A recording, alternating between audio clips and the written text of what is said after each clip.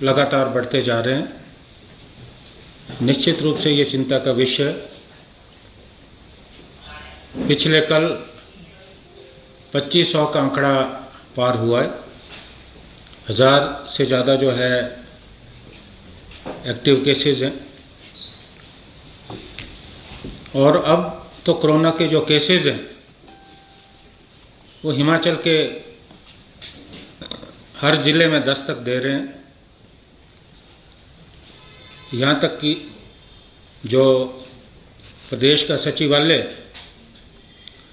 वो भी ये छूता नहीं रहा। 8 दिनों में 3 से ज़्यादा पॉजिटिव केसेस सचिवालय में इंगित हुए हैं और मुख्यमंत्री कार्यालय में भी एक पॉजिटिव केस हुआ है। सचिवालय के कर्मचारियों को बाहर निकल के प्रदर्शन करना पड़ा और उन्होंने सरकार से मांग की कि जिस तरह से जहां कोरोना के केसेस निकल रहे हैं वह सील किया जाना चाहिए, लेकिन सचिवालय में ऐसा कदम क्यों नहीं उठाया गया। मैं सचिवालय की जो कर्मचारी यूनियन है मैं उनका पूरा समर्थन करता हूं। उनकी मांग बिल्कुल जायज़ है।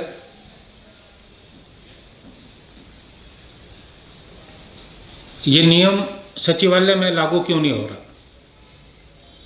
आप पूरा का पूरा गांव सील कर देते हो, पंचायत सील कर देते हो। अब जो कर्मचारी पॉजिटिव निकला है वो सचिवालय में कितने लोगों से मिला होगा, कहाँ कहाँ गया होगा। लेकिन शायद सरकार ने अपनी किरकिरी से बचने के लिए कदम उठाया, क्योंकि अगर सचिवालय सील होगा तो पूरे प्रदेश में एक नकारात्मक संदेश जाएगा। इसलिए मुझे लगता है सरकार ने सचिवालय के कर्मचारियों की जान को जोखिम में डाला है और हम इसकी भर्त्सना करते हैं। हम इस पे विस्तार से पहले बात कर चुके हैं कि हिमाचल में लगातार जो ये मामले बढ़ रहे हैं,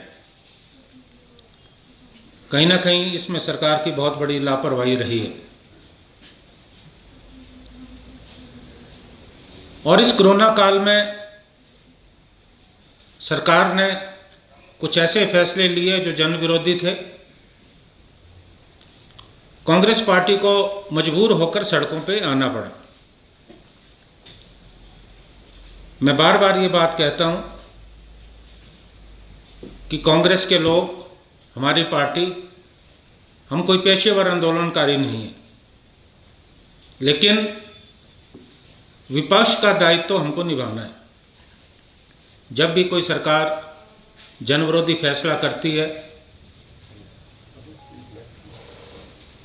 लोग हमसे अपेक्षा करते हैं कि हम उनकी बात, उनकी आवाज़ उठाएं।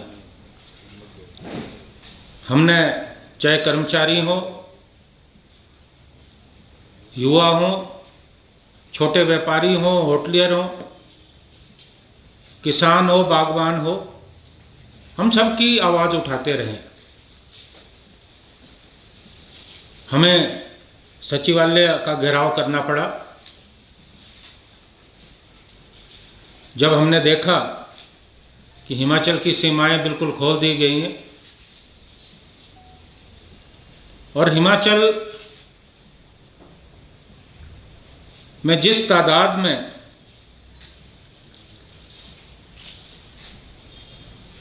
बिना अनुमति के बाहर से लोग आए,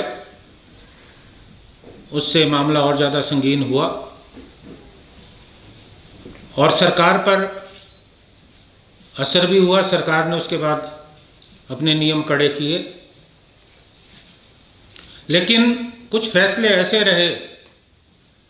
आपने बिजली की दरें बढ़ा दी, आपने बसों के किराए बढ़ा दिए।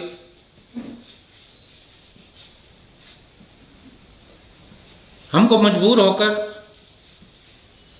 आंदोलन का रास्ता अपनाना पड़ा।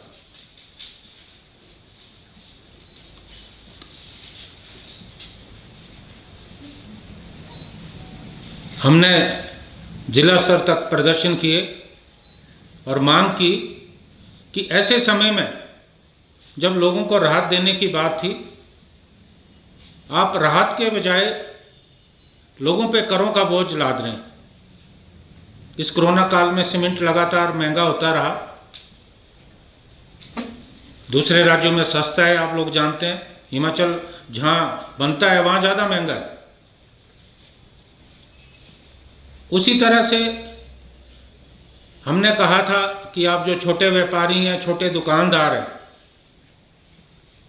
जब पूरा बिजनेस बंद था लॉकडाउन के दौरान, तो बिजली के बिल माफ किए जाने चाहिए, लेकिन ऐसा नहीं हुआ।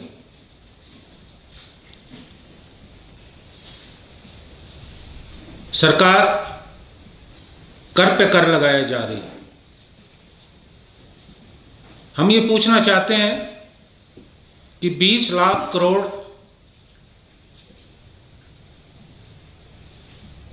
जो प्रधानमंत्री ने घोषणा की, उसमें हिमाचल का कितना हिस्सा है, हिमाचल को कितना पैसा है। और कोरोना के समय में जो मदद लोगों ने की मुख्यमंत्री राहत कोष में, भाजपा के पूर्व अध्यक्ष बिंदल साहब ने कहा कि 10 करोड़ तो हमने खुद दिए हैं। उसके अलावा हमें मालूम है कि अफसरों ने भी उगाही की है। जो पैसा इकट्ठा हुआ वो कहाँ गया, उसका कहाँ उपयोग किया गया।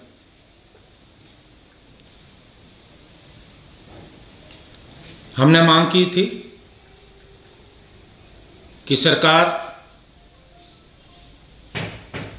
अपने 2.5 साल के कार्यकाल में 50% किराया बढ़ा चुकी है, और अभी जो 25% बढ़ा है, ये फैसला तत्काल प्रभाव से सरकार वापस ले। इसी बात को लेकर हमने प्रदर्शन किया।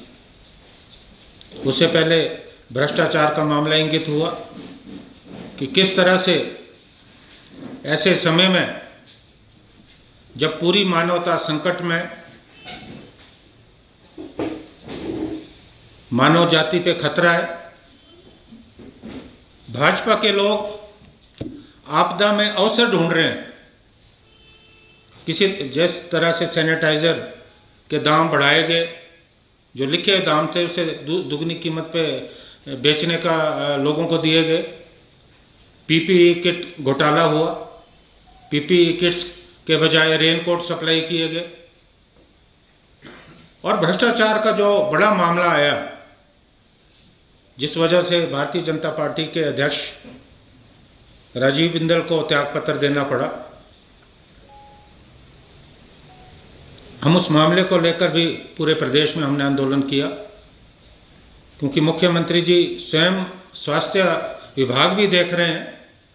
नैतिकता के आधार पर उनकी भी जिम्मेवारी बनती थी, लेकिन उन्होंने अपना इस्तीफा नहीं दिया। हमने उनका इस्तीफा भी मांगा, इस बात को लेकर हमने आंदोलन किया, और हम पर बराबर केसेस बनते रहे। मुझ पे और मेरे पार्टी के जो तमाम साथी हैं, बहुत साथी हैं, उन पे सरकार ने कई मुकदमे बनाए। लेकिन ये जो मापदंड है, ये केवल विपक्ष के लिए, भारतीय जनता पार्टी के लोगों के लिए कोई और मापदंड है? इस देश में, इस प्रदेश में 2 कानून है, 2 नियम है। एक कांग्रेस पार्टी के लोगों के लिए, विपक्ष के लिए, दूसरा भारतीय जनता पार्टी के लोगों के लिए।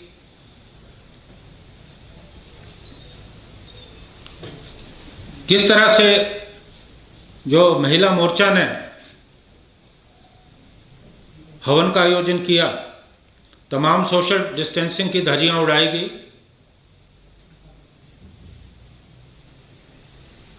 और यहाँ तक कि मुझे हैरानी हुई, मैंने जिक्र किया था, दोबारा आज करना चाहता हूँ, कि जो इनके होर्डिंग है, आप भी देखें लिफ्ट के पास लगा है, उसमें जो प्रधानमंत्री मोदी है, जगत प्रकाश नड्डा जी हैं, उनकी फ़ोटो ऊपर है और गायत्री माता की फ़ोटो उनके नीचे है।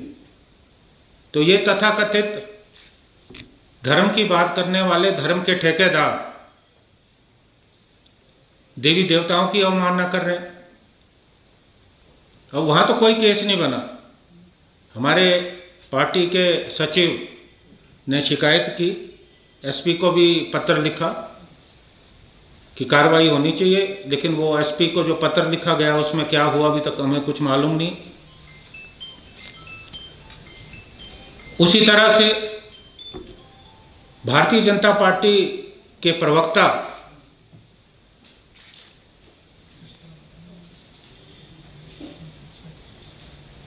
पूरे शिमला आकर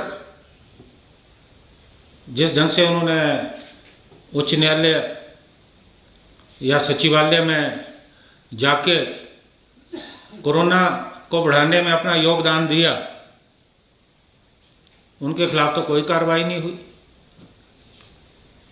जब तबलीगी समाज के लोगों पे कार्रवाई हो सकती है, 307 के मुकदमे उन पे दर्ज हो सकते हैं, तो भारतीय जनता पार्टी के जो नेता योगदान दे रहे हैं उन पे कार्रवाई क्यों नहीं हो रही? अभी पिछले दिनों रोहड़ू में वॉलीबॉल टूर्नामेंट का आयोजन किया गया, जो कि अभी वर्जित है, और वहाँ भी तमाम धज्जियां उड़ाई गई। एक प्रदेश के आला मंत्री हैं, उनके पुत्र वहाँ मुख्य अतिथि थे, और बाद में पता लगा कि एक जो कोच हैं वॉलीबॉल के, वो जो है कोरोना संक्रमित पाए गए। वहाँ तो कोई कार्रवाई नहीं हुई। एक नहीं, दर्जनों इस तरह के उदाहरण जहां भारतीय जनता पार्टी के नेताओं ने कानून की धज्जियां उड़ाई, नियमों की धज्जियां उड़ाई, उन पे कोई केस नहीं। मैं इसलिए नहीं कहता कि हम कोई केसों से डरने वाले हैं। आप जितने मर्जी केस बनाइए, हम सामना करने को तैयार हैं। और अगर लोगों के लिए, समाज के लिए हमको जेलों में भी जाना पड़े तो कांग्रेस पार्टी के लोग इस बात के लिए भी तैयार हैं। लेकिन हमारा यही कहना है कि आप दोहरे मापदंड बंद करो, क्योंकि ये मामले बहुत ज़्यादा बढ़ रहे हैं। संक्रमण का खतरा है। हमने अपना सामाजिक दायित्व के निर्वहन के तहत एक निर्णय लिया है कि जब तक बहुत ज़्यादा ज़रूरी ना हो, हम अपने जो प्रदर्शनों के कार्यक्रम है वो स्थगित कर रहे हैं। लेकिन बहुत ज़्यादा ज़रूरी होगा तो सड़कों में उतरेंगे।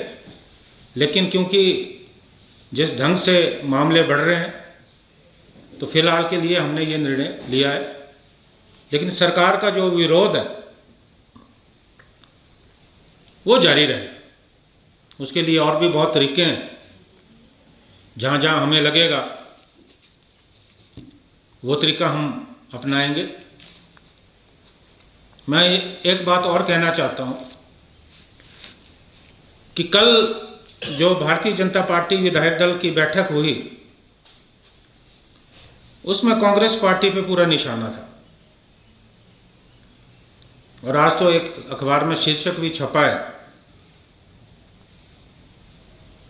कि कांग्रेस पे पलटवार की स्ट्रेटजी बनी है। देखिए, हम विपक्ष का दायित्व निभा रहे हैं और हम बड़े संजीदा विपक्ष के लोग हैं। हम गांधीवादी विचारधारा के लोग हैं। हमने सड़कों में आके आंदोलन जरूर किया, थोड़ी देर के लिए हमने ट्रैफिक भी रोका होगा, हमने लोगों से माफ़ी भी मांगी, लेकिन हमने भारतीय जनता पार्टी की तरह थानों में आग नहीं लगाई। हमने भारतीय जनता पार्टी के नेताओं की तरह सचिवालय पे पत्थर नहीं फेंके। जब गुड़िया का मामला था, क्या हुआ कोटखाई में? थानों में आग लगा दी गई, पूरा रिकॉर्ड जलाया गया, सचिवालय पे पथराव हुआ। आप जब विपक्ष में थे, आप जो करते थे वो जायज था। आज कांग्रेस पार्टी अगर विपक्ष में होके सड़कों में आके आंदोलन कर रही है तो आप लोगों को तकलीफ हो रही है। ये दोहरे मापदंड क्यों? तो क्या हुआ गुड़िया कांड में? आपने इतना शोर मचाया, क्या निकला? आज तो सीबीआई आपकी है, जितनी इन्वेस्टिगेटिंग एजेंसीज वो आपकी है, क्या निकला? उस वक्त आपने कांग्रेस पार्टी के लोगों पे झूठे आरोप लगाए। देखिए, मैं एक बात कहना चाहता हूं, मुख्यमंत्री जी, आप बार बार कहते हैं कि हम देख लेंगे। मैं भी कहता हूं कि आप अभी देख लें। ये धमकी सुनने की हमको आदत नहीं है। हम कानून को भी समझते हैं, आपसे ज्यादा समझते हैं, लेकिन विपक्ष को धमकाने का प्रयास ना कीजिए। हम आपकी हर बात के लिए ताली बजाने के लिए नहीं है, आपकी वाह वाह करने के लिए नहीं है। जहां आप गलत करेंगे उसका हम पुरजोर विरोध करेंगे। अभी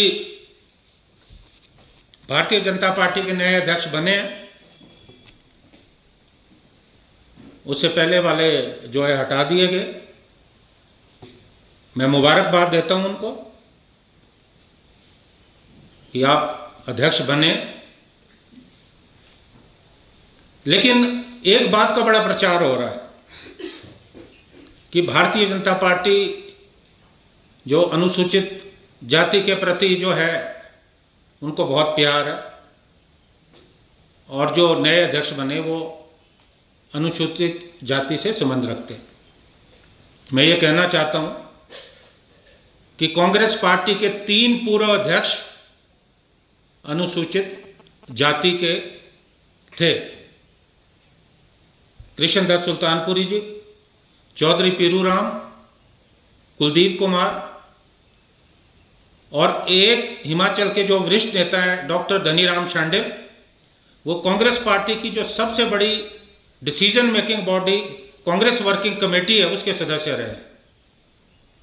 आपने तो पहली बार बनाया है, हमने तो 3 बनाए, और इस समय भी हिमाचल में अनुसूचित जाति के लोगों को कार्यकारिणी में बहुत ज़्यादा अधिमान दिया गया। हमारे जो 2 जिला अध्यक्ष हैं वो भी अनुसूचित जाति से संबंध रखते हैं, मंडी और बिलासपुर। तो आप इस बात के लिए पीठ थपथपाना बंद करें, और ये जाति, ये धर्म, ये क्षेत्र की राजनीति बंद करें, क्योंकि आपकी राजनीति धर्म के आधार पर चलती है, आपकी राजनीति क्षेत्र के आधार पर चलती। कभी आप ऊपर हिमाचल, कभी निचले हिमाचल की बात करते हैं, और कभी आप जाति की बात करते हैं। मैं ये बात शायद नहीं कहता, हमने तो कभी इस बात का ढिंढोरा नहीं पीटा कि हमारे 3 अध्यक्ष जो है अनुसूचित जाति से रहे। कभी कांग्रेस पार्टी ने इस बात को नहीं कहा, जब बने उस वक्त भी नहीं कहा, क्योंकि आपने ये बात कही है, इसलिए मैं इसका बात का जवाब दे रहा हूं। और 2022 का लक्ष्य आप उस पर चर्चा कर रहे हैं। अच्छा होता कि आप चर्चा करते कि आज जिस ढंग से कोरोना इस देश में, इस प्रदेश में फैल रहा है, आपके पास क्या रणनीति है। आप बात करते कि किस तरह से हमको सामना करना है, आप विपक्ष को भी साथ लेते। 2022 की बात करके आप सिर्फ यही साबित कर रहे हैं कि आपको सिर्फ राजनीति करनी है, आपको सिर्फ सत्ता चाहिए, आपको सिर्फ सत्ता की भूख है, आपको लोगों से कोई सरोकार नहीं है। तो मैं ये कहना चाहता हूं कि 2022 तो बात की बात है। सबसे पहले आप पूरी की पूरी ताकत सरकार इस बीमारी को रोकने में लगाए, और विपक्ष का अगर आपको सहयोग चाहिए, हमने पहले भी दिया है, जब लॉकडाउन था हमने पूरा सहयोग दिया है आपको, हम अभी भी देने को तैयार हैं। बाकी क्या होगा 2022 में वो देख लेंगे, वो जनता मन बना चुकी है, उसके लिए हमको कहने की जरूरत नहीं।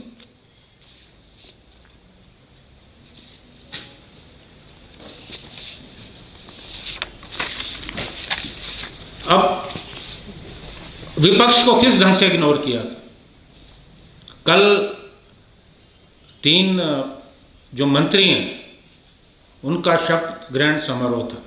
मैं उन तीनों को भी बधाई देता हूं, और कुछ भारतीय जनता पार्टी के नेता जो रह गए हैं, क्योंकि संभवतः ये अब आखिरी जो है, इसके बाद तो नहीं हो पाएगा क्योंकि पूरा हो गया कोटा। तो कुछ लोगों से मुझे सहानुभूति भी है, तो मैं उन लोगों से सहानुभूति भी प्रकट करता हूँ। अब नाम क्या लेने उनके, जिनको बनना चाहिए था, जो सोच रहे थे नहीं बन पाए, लेकिन जो बने हैं उनको मैं बधाई देता हूँ। जो भी उनको विभाग मिले हैं उन विभागों में वो पूरी जिम्मेवारी से काम करें, ऐसी मुझे आशा है। लेकिन परंपराओं को तोड़ा गया, और मुझे बहुत हैरानी हुई कि कुछ जो डेजिग्नेटेड मिनिस्टर थे, क्योंकि उस वक्त शपथ नहीं हुई थी, जो गवर्नर हाउस से उनको पत्र आया उसको सोशल मीडिया में वायरल कर रहे थे। ऐसा आज तक कभी नहीं हुआ, क्योंकि ये गोपनीय होता है। आपने जाके जो है सोशल मीडिया में पहले डाल दिया कि हमको पत्र आया, तो कुछ परंपराओं का निर्वहन कीजिए। और उस कार्यक्रम में विपक्ष के लोगों को नहीं बुलाया गया, हमारे जो विपक्ष के नेता है उनको सूचना नहीं दी गई। मुझे लगता है कि ये परंपरा जो आप नई डालने वाले हैं, ये लोकतंत्र के लिए ठीक नहीं है। लोकतंत्र में पक्ष और विपक्ष जब तक इकट्ठे नहीं चलेंगे, हमारा लोकतंत्र मजबूत नहीं होगा। Thank you very much. Any question आप लोगों के लिए?